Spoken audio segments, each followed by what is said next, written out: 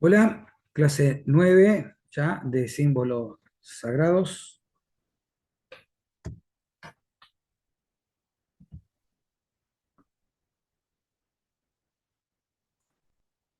A ver, ahí estamos. Bueno, estuvimos hablando sobre el tema de la montaña originaria, la montaña sagrada.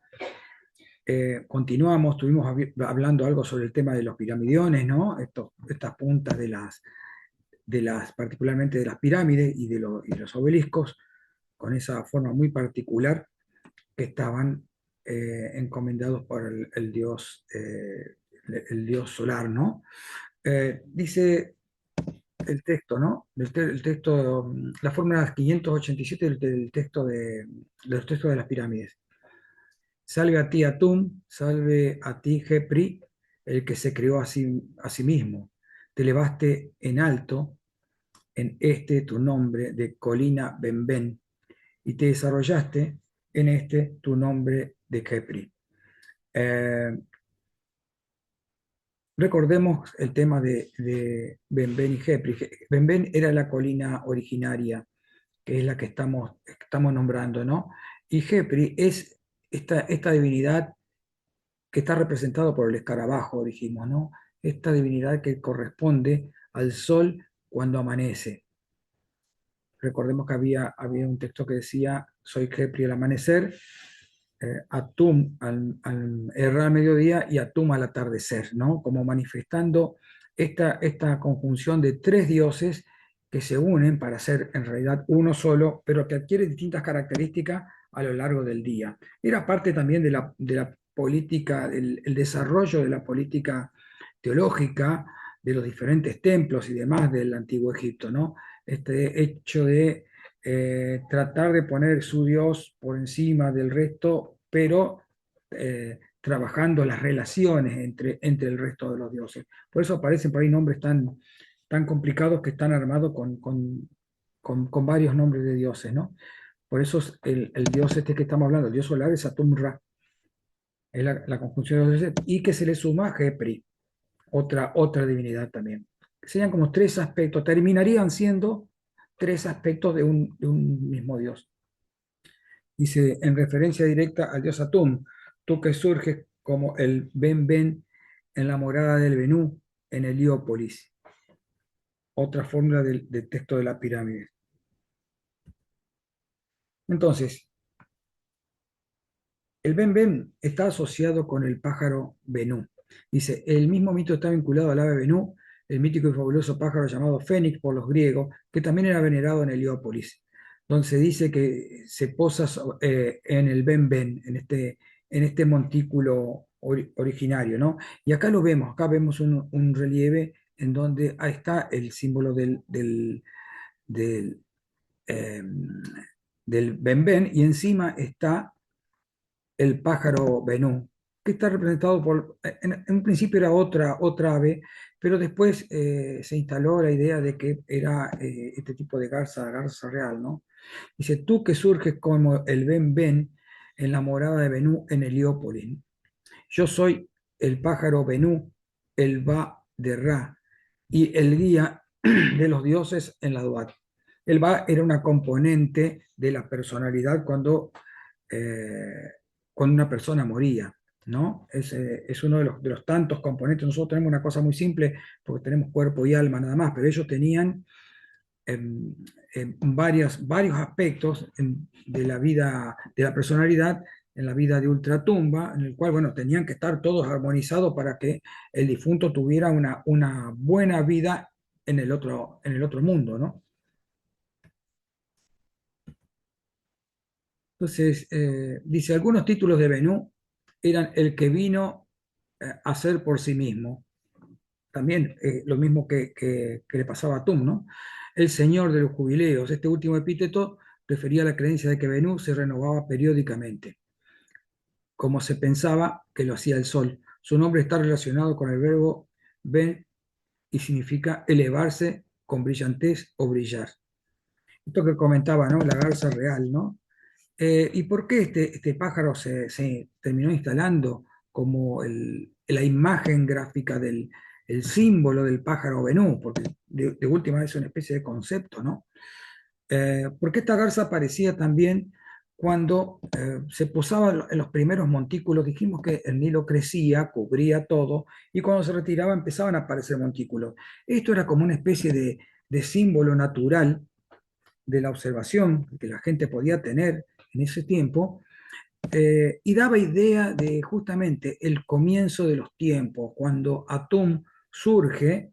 Recordemos que estamos hablando todavía de la teología de la ciudad de Heliópolis, que describimos un poco la clase pasada. Si bien no la desarrollamos porque es muchísimo más larga, nada más que dimos el principio, pero tengamos en cuenta que tiene que ver con la ciudad de Heliópolis, ¿no? Este, este montículo que aparece Atum también, y bueno, este ave, el Benú, está relacionado con esa teología, ¿no?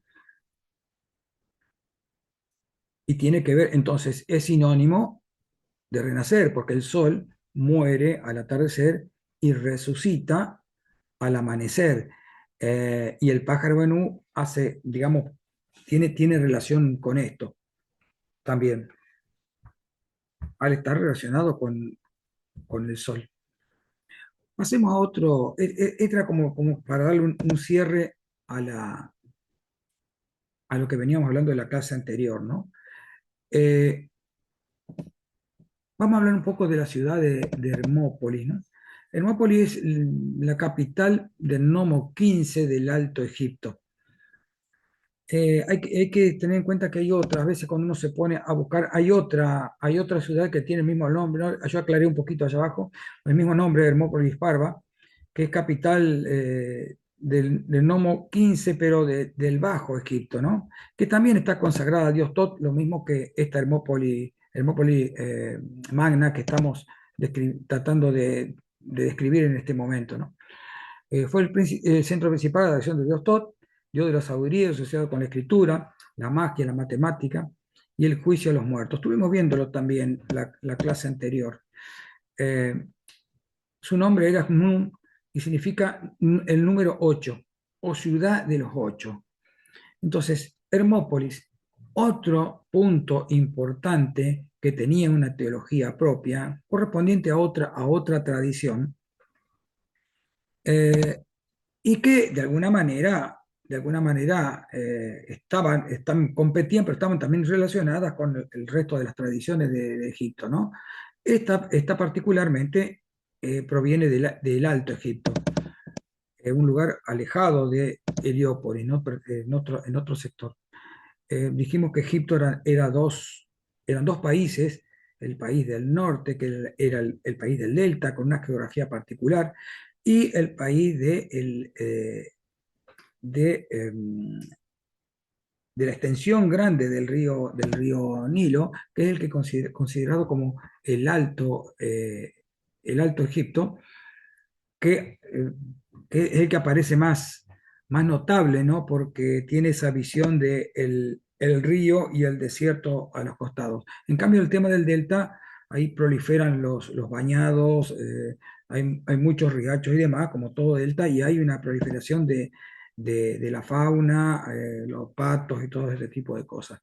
Tienen elementos distintos que después estos elementos terminan siendo elementos heráldicos, representantes del Alto Egipto y del Bajo Egipto correspondientemente, ¿no? Pero este nombre de que significa ciudad de los 8, ¿por qué? Porque el patrono era Tot, como acabamos de decir. Pero esto de los 8, tenían ocho divinidades primigenias, que es la llamada Oudóada, ¿no? Que significa grupo de 8. Y son estos que vemos acá en este grabado, ¿no? Que es una reproducción eh, digamos, está sacado de un antiguo libro, pero que se cita muchas veces, ¿no? Ahí se ven con bastante claridad. Estaba formado por 4 parejas de dioses muy, muy primitivos, ¿no? Y que respondían a esa etapa previa a la aparición del dios Demiurgo y de la creación misma. Por eso encarnaban los elementos caóticos, el mundo, eh, o los elementos en todo caso preexistentes a la creación del mundo. Y si ustedes se fijan bien, tienen cabeza de ranas los hombres, y las mujeres tienen cabeza de serpiente. Son todos, tienen el mismo aspecto, ¿no? Y acá vemos al dios Tot debajo, ¿no? Como el patrono del lugar. Dice, conocemos el relato parcialmente. ¿Por qué conocemos el relato parcialmente? Porque eh, no hay un relato de la creación de Hermópolis específicamente. En realidad es muy difícil encontrar un relato de estas cosas. Sí aparecen sentencias, aparecen ciertos elementos en los papiros y en los grabados de las tumbas, y muchos elementos gráficos por ahí, relatos gráficos que hay que darle palabras para componer, para componer una narración de esto. Por eso están sacados de distintos lugares. Muchas veces los egiptólogos discuten mucho sobre este tipo de cosas porque, bueno, depende cómo se lo enfoque o de dónde se extraigan estos textos parciales, cómo se interprete, va a ser la forma de la narración final del texto, de la teología esta, ¿no? Muy distinto a lo que pasa por ahí en Mesopotamia, que se tienen los poemas, se tienen los textos. Bueno, acá generalmente, no siempre, pero generalmente son fragmentos con los cuales se van armando. Entonces, inclusive esos fragmentos pertenecen a distintas tradiciones. Por eso, particularmente en el caso que estamos viendo, hay distintos elementos. Si bien el cuerpo del mito es el mismo, ciertos elementos cambian, pero se ajustan a la misma idea. Eh, Ahora lo vamos a ver un poco. Voy a leerlo para ver si no me estoy pisando con algo, ¿no? Dice, conocemos, dice, por documentos de época tardía, aunque de tiempo remoto Hermópolis era conocida como la ciudad de los ocho, de las ocho divinidades estas, ¿no? Ello indica que su sistema teológico es en realidad uno de los más antiguos de Egipto. Y sí, la aparición de estas, o la mención de estas ocho divinidades muy primitivas, lo dan cuenta de ello, ¿no? Se han conservado diversas versiones sobre este mito, sobre la autóada de deidades con cabeza de rana y serpiente, que según las versiones pueden ser representadas por otros animales, babuinos machos y hembra, o toros y vacas. Pero siempre estas dualidades, ¿no? Justamente Egipto, ¿no? El país de las dualidades, hace gala de esto en muchos aspectos, y particularmente en este mito. Acá lo tenemos otra vez en un relieve del templo de Hathor en Dendera, ¿no? Este lugar que está muy bien conservado, porque resulta que el templo de Dendera estaba cubierto de arena y se protegió bastante bien todo, ¿no? Entonces no hubo no le afectó mucho el paso del tiempo o el golpe del viento de arena. Entonces y aparte es un templo bastante nuevo dentro de todo, ¿no? Fíjense, que puede ser del tiempo greco-romano, es del 125, dice, entre el 125 antes de Cristo y el 14 después de Cristo. Ahí lo vemos con todos los colores, ¿no? Entonces personifican, yo les comentaba recién, personifican al caos, son elementos del caos. Y el caos, habíamos visto también en Mesopotamia, se manifestaba una extensión de agua, como un océano primitivo, ¿no? Que en el caso de Egipto, como ya vimos en las clases anteriores, se llamaba Nun. Entonces, estas ocho divinidades formaban parte de esa, o representaban a ese caos acuoso, ¿no? Acá tenemos los nombres, fíjense, justamente Nun, un nombre que sobrevive, inclusive en la teoría, en la teología de Heliópolis, como vimos, ¿no? Atum surgía del Nun. Y la contraparte femenina es Naunet. Entonces, esta pareja representaba las aguas primordiales, el océano primordial o el caos específicamente, ¿no? Pero el resto también tenía estos elementos de como o del germen de lo que iba a venir, o representaban lugares muy, muy oscuros, misterios muy grandes. Por eso son muy misteriosos estas parejas.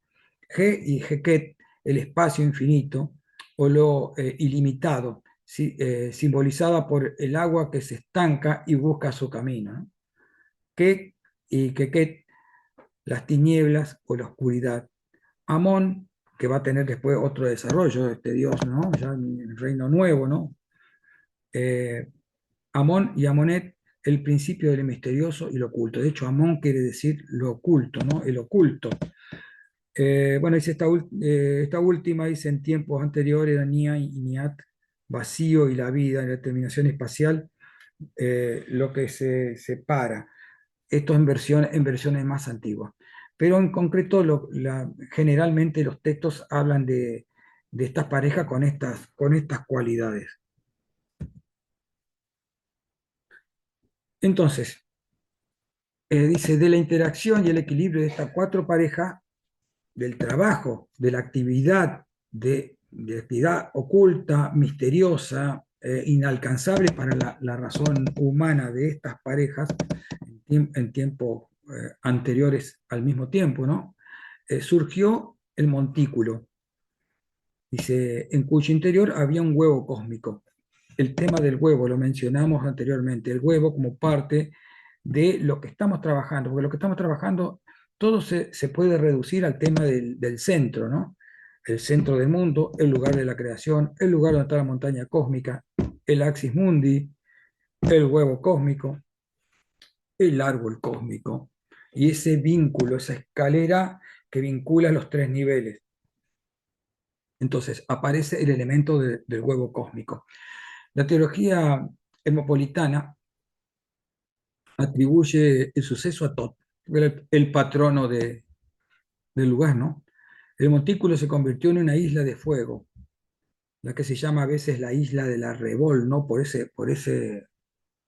Ese color, representada particularmente o vista en la naturaleza, porque todo esto tiene un correlato natural, no es una imaginería nada más, sino que eran cosas que se podían ver. El montículo que surge después de la inundación, la supuesta isla de la Revol en algún lugar de donde venía ese color rojo intenso del amanecer, la idea de que ese rojo era de un fuego de una isla que estaba en el comienzo del mundo y demás. Entonces, hay referencias naturales.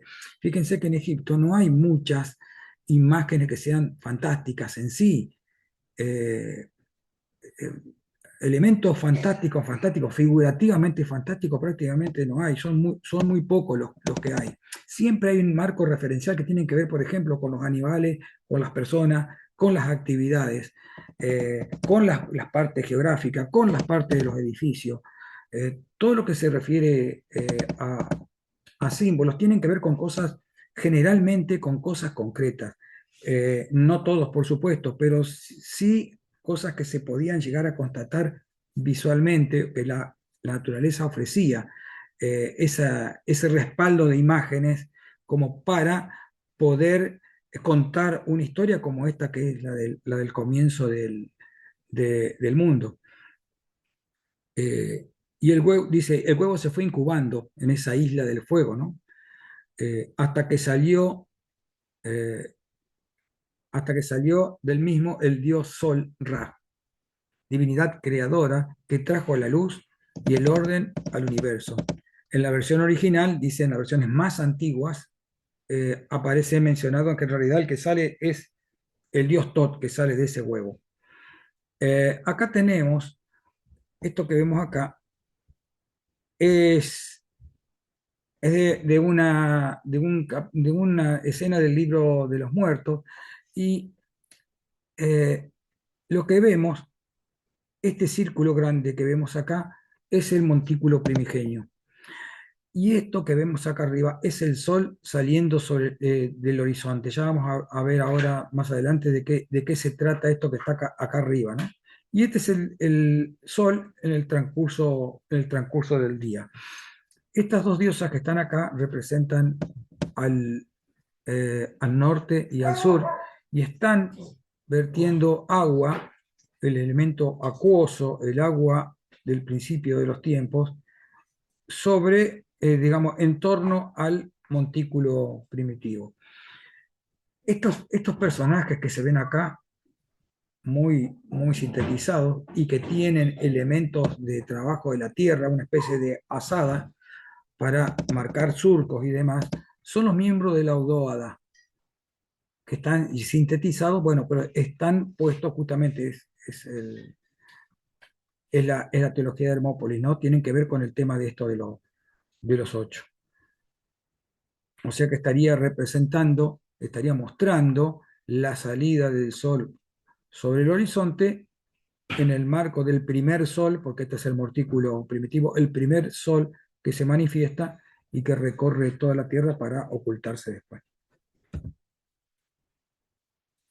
Entonces, este niño aparentemente que aparece del loto recibe el nombre de Nefertum. Este que vemos acá es Nefertum, un dios llamado Nefertum, que es como una versión adulta del niño, lleva una flor de loto sobre su cabeza, ¿no? ¿Por qué? Porque en otras versiones, en lugar de salir de un huevo en sí, sale de una flor de loto, aparece el dios niño, Ra, aparece en la flor de loto y esa es la forma de emerger del océano a partir de la colina primitiva, eh, salir del loto y ahí manifestarse y empezar el acto de creación. Este Nefertun es una versión joven, adulta, de este mismo caso, ¿no? Inclusive tiene el mismo nombre. Eh, Nefertum, esta palabra, bueno, Tum significa, tiene que ver con el dios Atum, particularmente con este dios creador de Miurgo, ¿no? Pero Nefer es una palabra que está presente en muchos nombres. Nefertari, Nefertiti, ¿no? Y este Nefer significa, es un concepto amplio, pero significa bello, esperado, hermoso, buena fortuna y joven también, ¿no? Entonces, Nefertum es el joven Atum, podríamos decir acá, ¿no? O el bello Atum lo traducen a veces. Este niño que se manifiesta a partir de la aparición de la flor de loto. Eh, Cuando aparece de esta manera, como este dios Nefertu, que aparece en muchas tumbas, aparece con el loto sobre la cabeza, eh, está relacionado con los aromas. Es cuando lo quieren relacionar con la vida de ultratumba, con los aromas. Los aromas son muy importantes porque son una manifestación. En Egipto todo tiene carácter mágico y los aromas por, son justamente uno de las principales elementos mágicos, ¿no? Los perfumes tienen magia. Eh, Tienen que ver con la curación, ¿no? Y tienen que ver también con la renovación de la vida. Vamos a ver si tenemos algunas imágenes para poder hablar sobre las imágenes en sí. Pero vamos a hablar un poquito del loto. ¿Por qué el tema del loto? Eh, el loto, este loto está un poco quemada en realidad, no sé si se alcanza a ver, pero tiene elementos azules, porque justamente es un loto azul. El loto azul no es un loto en sí, sino que es un nenúfar, es muy parecido al loto, pero al que nos estamos refiriendo nosotros no es un loto en sí. Se le sigue diciendo flor de loto, ¿no? ¿Y qué característica tiene? Bueno, que aparece, es uno de los símbolos heráldicos del Alto Egipto, por eso puse ahí, ¿no? Símbolo principal del Alto Egipto. Eh, el del Bajo Egipto, el símbolo sería el papiro, que es el que crece justamente en la zona del delta particularmente, ¿no? Entonces, en los estanques, en los bañados, en los lagos del sur, en el lugar donde está el agua más tranquila, aparece esta planta que tiene esta flor y que tiene la particularidad de ser una flor estrictamente diurna, únicamente se ve de día. De noche, ¿qué hace? De noche se cierra y se hunde en el agua y a la mañana sale y se abre. Por eso yo decía que siempre hay en Egipto, o es muy frecuente que exista una relación con algo que se puede ver en la naturaleza. Por eso esta flor se la considera una flor solar, porque hace cosas parecidas al sol. El sol sale a la madrugada, recorre el cielo y al atardecer se oculta debajo del horizonte, ¿no? Y algo parecido hace esta flor. Florece a la madrugada, al amanecer, por eso en la relación con esta isla también, la isla del fuego, ¿no? Y al atardecer se cierra y se hunde, se pierde de la vista, igual que el sol, y después vuelve a salir. Hay una relación directa entre esta observación y la observación del sol, ¿no? Y el relato armado al respecto. Por eso Nefertuna aparece como un dios que aparece cuando el loto se abre. El loto se abre y aparece un niño. Este niño sol eh, eh, que va a empezar el primer día del universo. Entonces se estaría recreando, todos los días se estaría recreando el origen del universo.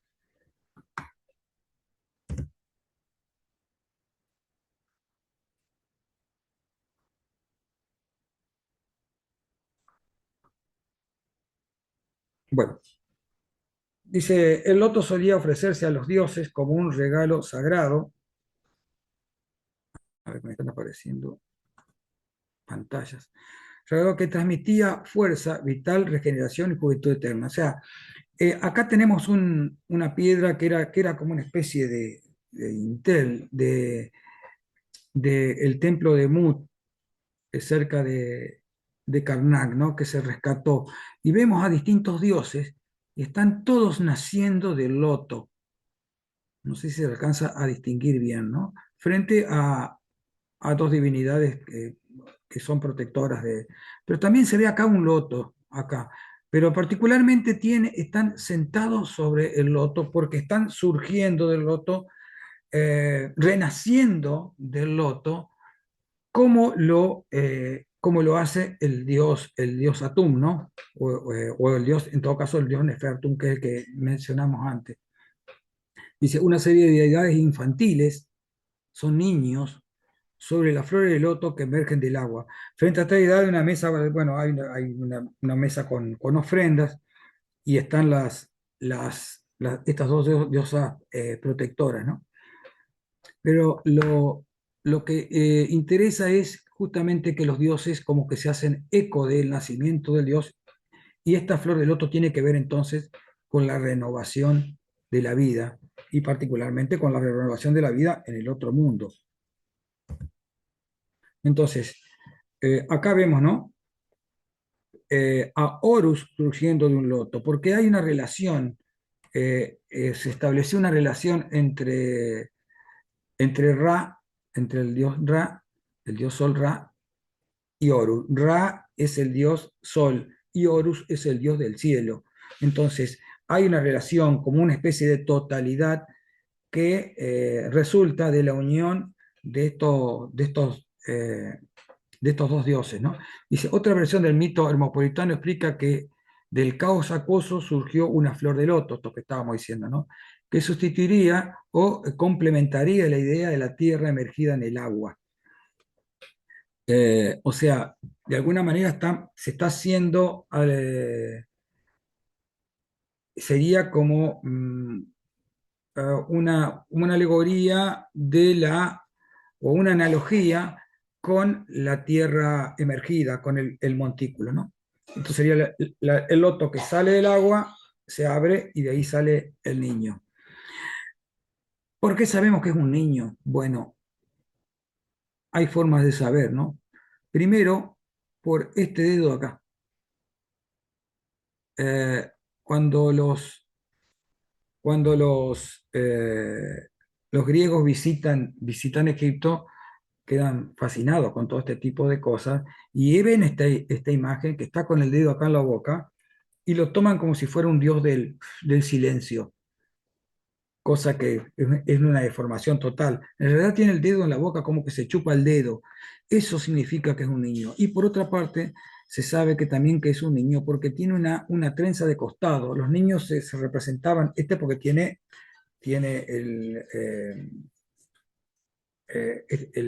no me sale el nombre, pero este tipo de corona, este manto en la cabeza, ¿no? Típico, pero tiene una trenza acá al costado. Esa trenza está marcando que, que es un niño. Ya me va a salir el nombre. Dice, recibid el loto que vino a la existencia al principio, aquel que disipó la nube oscura, sin que nadie pudiera aún reconocerle. Vosotros, la Audóada, recordemos los ocho dioses, habéis depositado vuestro semen en forma de germen, habéis procreado en verdad vuestra simiente, que habéis depositado en el caos, reunida en una única forma, y vuestro heredero apareció con el aspecto de niño. Entonces, fue, eh, ¿cómo es? Eh, Generado de alguna manera por la actividad de la audóada. La audóada propició la aparición de esto, ¿no? Y la aparición particularmente de, del niño. Esto es una inscripción que está en el templo de Edfu. Bueno, a veces el niño, como les decía, a veces el niño es identificado como Horus, aunque esto se debe a una fusión de los mitos de Horus, que es el cielo, y Ra, que es el sol, y el dios Ra Oracti. Ra Oracti significa Ra, que es Horus de los dos horizontes. O sea, es una totalidad, es el sol en el cielo y ocupando la totalidad del cielo, los dos horizontes, ¿no? Otro elemento de la dualidad egipcia, y representa al sol naciente y poniente durante su recorrido diario. Por eso aparece como Oracti a veces, ¿no? Como Ra Oracti. Una vez finalizada la obra creadora, los ocho dioses primigenios, la Oda, se quedaron a vivir en el mundo subterráneo y en adelante se dedicarán a cubrir necesidades tan básicas como, por ejemplo, la salida diaria del sol o el fluir del Nilo. Esto es algo muy interesante porque justamente es el joven muerto, Tutankamón, naciendo de una flor de loto. Justamente la idea de que el loto, eh, de que el faraón va a volver de alguna forma a vivir en la otra vida, ¿no? Tiene que ver con eso. Por eso hay muchos elementos que tienen que ver con esta formación del loto y de algo que aparece del loto. Se está haciendo eco de lo que hizo originalmente el, el dios Sol, y fíjense que en lo que vimos anteriormente, los mismos dioses hacían eco de lo mismo, porque era justamente la posibilidad de resucitar. Esto es del papiro de Ani, y este también es Ani, el muerto, saliendo del loto. Y acá tenemos también el agua, ¿no? La idea de que el muerto puede resucitar, así como el sol lo hizo, el sol lo hace todos los días, el muerto también lo puede hacer. Y por otro lado es este otro grabado que está acá, que es una tumba de unas hermanas que están oliendo el loto. Dijimos, recién nombramos a Nefertum, ¿no? Esta divinidad que tenía que ver con los perfumes, esta versión de la divinidad que tenía que ver con los perfumes, con los aromas y con las cuestiones mágicas de los olores. Entonces el perfume del loto no solamente se apreciado por su fragancia, sino que es considerado mágico y una vía para conectarse con lo divino. Por otra parte, está el tema de la nariz. La nariz era muy importante en Egipto. De hecho, las caras tienen la nariz de perfil, los ojos de frente, pero la nariz de perfil, ¿no? En la manifestar la existencia de la nariz es muy importante porque el, el muerto, el ser vivo respira y la respiración es una manifestación de que una persona está viva. Entonces, cuando alguien moría, tenía que manifestarse de que estaba vivo en la otra vida a través de estas representaciones, ¿no? Que no son representaciones en sí, sino que son elementos mágicos. En Egipto no había una representación que no fuera un elemento, salvo lo más cotidiano, ¿no? Pero un elemento propiciatorio, como una especie de fórmula, como una especie de ayuda de lo que iba a pasar, ¿no? Para el muerto. Entonces, en tanto y en cuanto el muerto se representara oliendo una flor de loto, significaba que el muerto efectivamente podía estar respirando, que iba a respirar. Por eso hay muchas manifestaciones de este tipo de acción, de estar oliendo una flor de loto.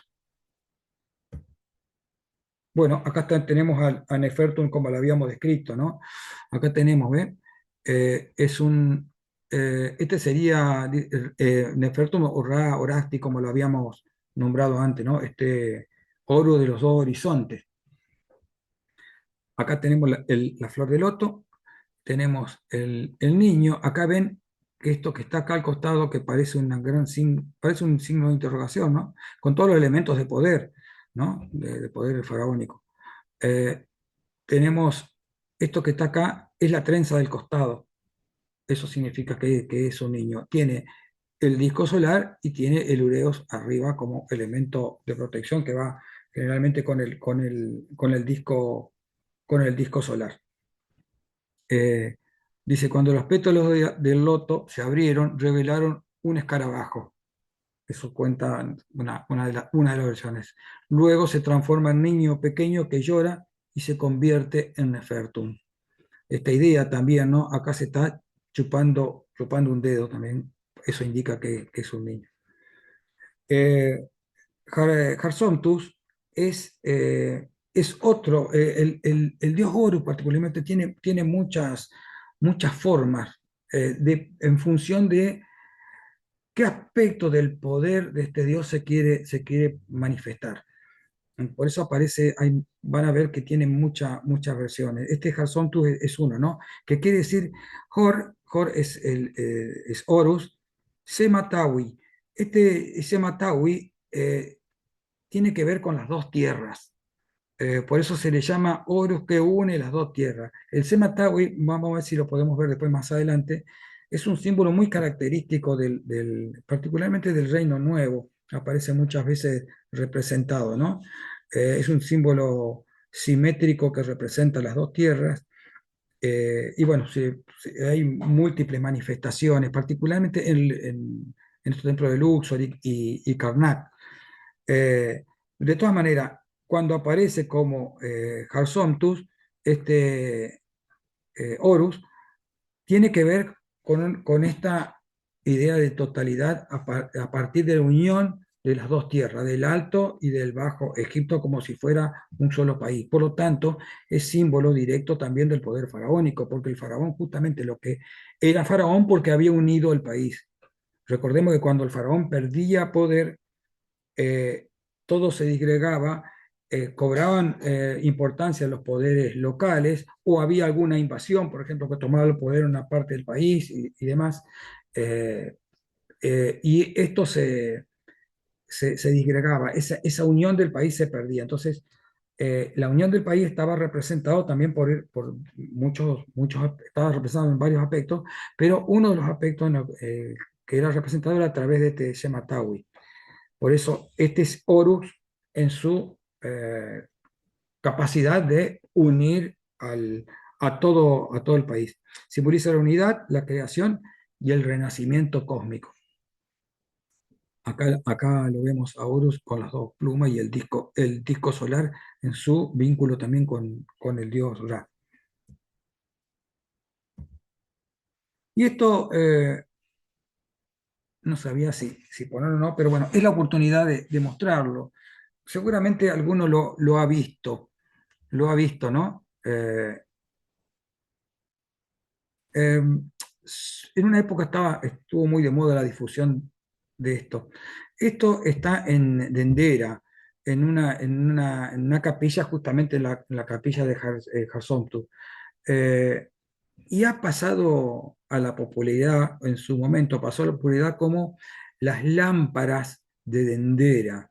¿Por qué? Porque esta línea de pseudocientífica ha querido ver una lámpara incandescente en esta imagen.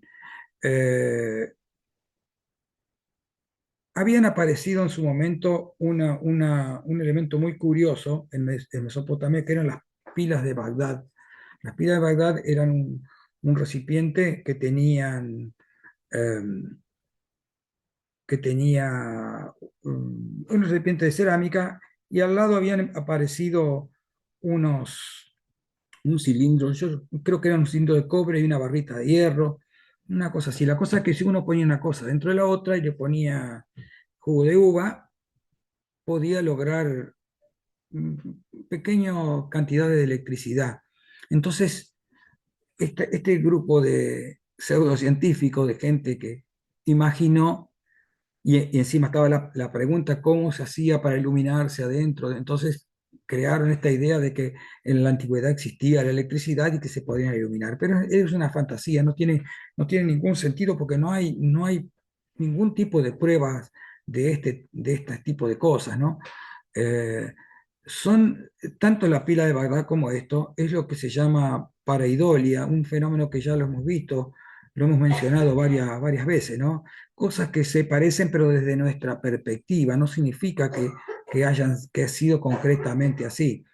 Es el fenómeno que uno ve cuando uno ve caras en los objetos, caras en los autos, las lámparas de los autos, la parrilla del auto que parece una carita. De hecho, las películas como Car, por ejemplo, le han sacado provecho a todo este tipo de cosas. Eh, pero es eso nada más. ¿Por qué? ¿Y por qué esto? En realidad es Harsomtu que está saliendo de la flor del loto. Y esto se ve claramente. Acá tenemos, Harsomtu también era representado como una serpiente que estaba saliendo de la flor del loto. En la imagen que tenemos acá a la derecha. Acá abajo se ve la flor del loto y se ve a Harsomtu saliendo de acá, en su forma serpentina. Y esto es lo mismo, está saliendo del capullo de la flor del loto. O sea, esto es muy claro si uno conoce la teología, ¿no? De Hermópolis, pero bueno, si uno no, a uno le dicen, uno termina creyendo porque la imagen se parece, pero no tiene que ver, pertenece a otra cosa, se parece y nada más. En realidad hay teología que explica que esto es así. No es necesario creer que en la antigüedad, porque harían falta una cantidad de otros elementos para poder considerar la existencia de la electricidad en la antigüedad. Pero bueno, es una discusión que para, para argumentarla con elementos tendríamos que llevar mucho tiempo, pero está el egiptólogo, ninguno se ocupa de este tipo de cosas, ¿no? Es pseudociencia. Pero lo quería traer porque era justamente es lo que estamos trabajando. Tenemos el símbolo de Ajet. Este símbolo de Ajet justamente es el símbolo de horizonte con el sol que está saliendo. Se usaba también tipo amuleto. Este que puse acá es justamente un amuleto de piedra, ¿no? Ahí tenemos más o menos el tamaño que tenía. Es muy chiquito. Y es el símbolo del horizonte, que es el que vimos en la imagen anterior, en una de las imágenes anteriores, con el sol saliendo dentro del horizonte. Esta manifestación del dios solar saliendo del horizonte está relacionado con un dios que se llama Aker. Es un dios que aparece de manera simbólica. Y yo no he visto, no sé si existe una manifestación corpórea de ese dios. Ese dios se manifiesta así. Generalmente se manifiesta como, van cambiando las cosas, pero generalmente aparece así, como dos leones, y en el medio de los leones aparece el, el jeroglífico de la montaña y el disco solar que está emergiendo. Eh, Justamente este dios Aker es el guardián del horizonte, y como es el guardián del horizonte y la salida del sol, contribuye al equilibrio cósmico, ¿no? Los leones representan situaciones de tiempo, ¿no? De ayer y mañana. Por lo tanto, tiene que ver también con el templo y la salida del sol, ¿no? Eh, bueno, aquel era conocido, dice el que mira hacia adelante y hacia atrás. Eh, y los egipcios creían que había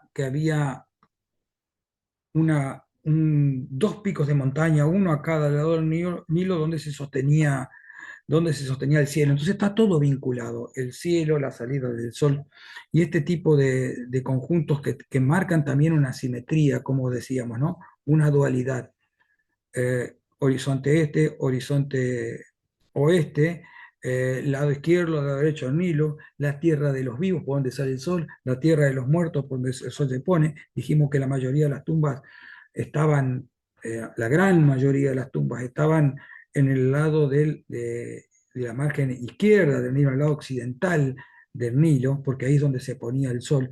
Toda la geografía está marcada por el simbolismo de estas teologías. Acá vemos el tema del templo. Acá tenemos dos imágenes de Robert, como habíamos mencionado creo que en la clase anterior, ¿no? Este, este, este, este artista que visitó Egipto y lo vio en el momento en que todo estaba como estaba, ¿no? Cubierto de arena y demás, y hizo muchas representaciones artísticas muy interesantes sobre el tema. Son estas dos que están acá, ¿no? ¿Por qué pongo esto? Porque el templo, como centro del mundo, como lugar donde se había ejercido el acto de la creación, de alguna manera representaba de forma terrenal el cosmos mismo. Entonces, hay elementos en el templo, por ejemplo, en el templo se iba entrando y se iba ascendiendo, cada tanto se ascendía, y ligeramente, ¿no? En general los templos parecen planos, ya los pisos de los templos no los tienen porque muchos de los pisos eran de alabastro, por ejemplo, y fueron retirados para hacer mezquitas y cosas así, ¿no? Eh, pero se iba como ascendiendo, simbolizando el montículo que aparece por encima del nivel del agua. Por otro lado, también, por ejemplo, tenemos tipo de columnas que representaban lotos cerrados, lotos abiertos.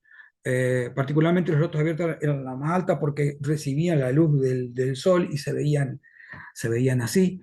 Eh, Papiros, palmeras y cosas así, ¿no? Entonces, todo esto estaba representado. Y en las paredes de los templos, por ejemplo, esto que está abajo es del templo de Karnak, se representaba la vida, en la manifestación de la vida en un estado primitivo, ¿no? La exuberancia que apareció a partir de la creación del universo.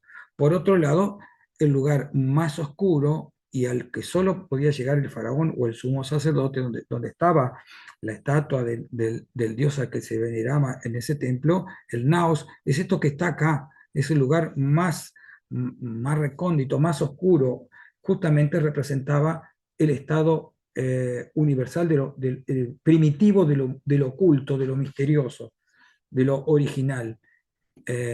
Y por supuesto, las murallas, de alguna manera, de muralla para afuera, estaba de alguna forma representado también el Nun, el océano, que todo lo cubre. Por eso el templo es justamente una especie de cosmos en piedra. Es la representación de cosmos, lo que relatan estos mitos de la creación en sus diversas formas, pero hecho gráficamente para que se pueda apreciar en piedra lo que había sido el origen del mundo, ¿no?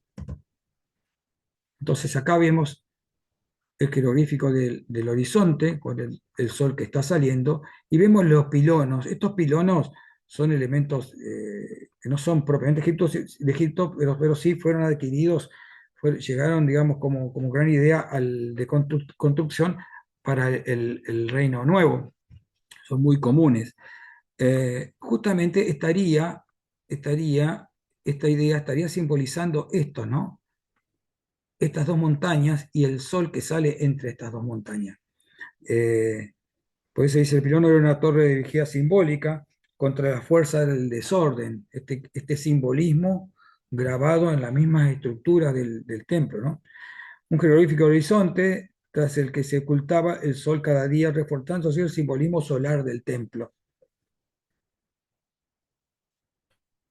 De alguna manera, la montaña sagrada, o en todo caso la dualidad de la montaña sagrada, representada por una estructura arquitectónica, acompaña al mito eh, de la aparición del sol.